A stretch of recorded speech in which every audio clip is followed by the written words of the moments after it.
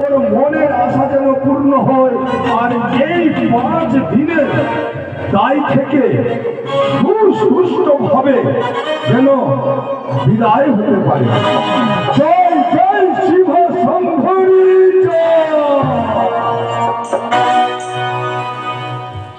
বলি ভাগ্নে নারদ মহামুনি। হ্যাঁ মামা বলো। আর বিলম্ব নয় ভাগ্নে, শীঘ্রই ছুটে যাও ওই সিজুয়া ধামে। সিজুয়া ধামে হংসরথে বসে আছে দেবী পদ্মাবতী, তাকে তলব করে নিয়ে আসবে এই দেব সময়। তাই হবে বাবা, তো চলে যাচ্ছে। তো ধস্ত নারায়ণ নারায়ণ। কথাই বন মনসা,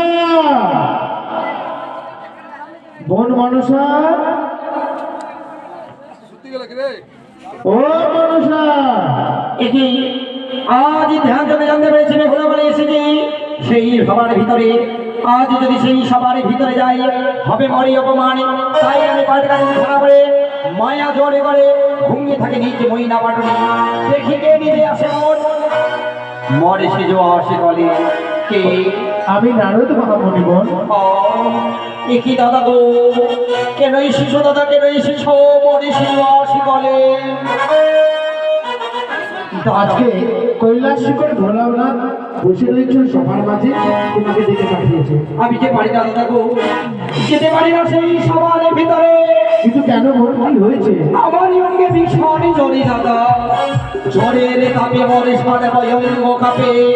কিভাবে যাইব দাদা সবার ভিতরে? বোন, তাহলে আমি মামাকে যে কি বলবো?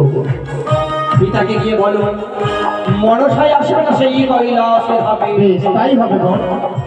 নারায়ণ নারায়ণ, নাম তব চরণে মামা। মামা, আমার সঙ্গে পদ্মা আসেনি। কি বললে? হ্যাঁ, সে বলেছে তার গায়ে নাকি চাকাচাকি জ্বর হয়ে গেছে। দেবতা হয়ে দেবতার অঙ্গে জ্বর। চাতুরি চাতুরি চাতুরি, এই পাগলা ভোলার কাছে চাতুরি চলবে না।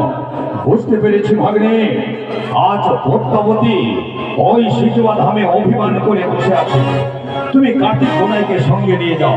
কোথায় কার্তিক গোনাই? এদিকে এসো। এদিকে এসো। শোনো, তোমরা 2 ভাই নারদ দাদার সঙ্গে যাবে ওই সিজুয়া ধামে। সিজুয়া ধামে হংসরথে বসে আছে পদ্মাবতী, তাকে তলব করে নিয়ে আসবে।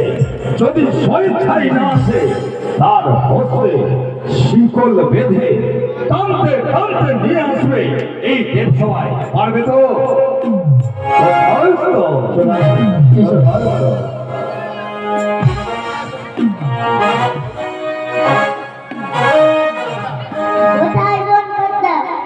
একে এবারে আমি কার কণ্ঠ শুনতে পাই? আমি কার্তিক।